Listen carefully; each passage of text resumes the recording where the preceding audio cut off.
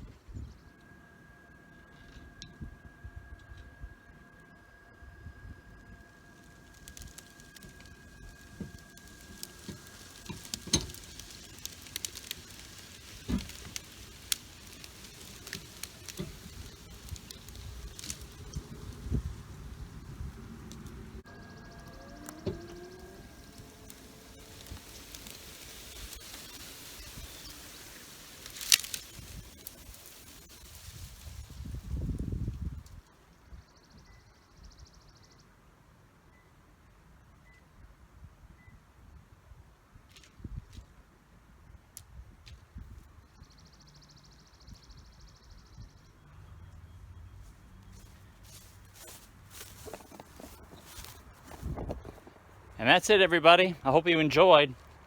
If you got a little all-wheel drive car like mine, you can do the same thing. Just make sure you have a good strong hitch on the back, good strong chain. I did use some rope because the rope helps to cinch, but yeah, it gets the job done. So that was it for Vic's Tips and Tricks. Don't forget to subscribe, like the video, and hit the little bell for notifications. See you, everybody.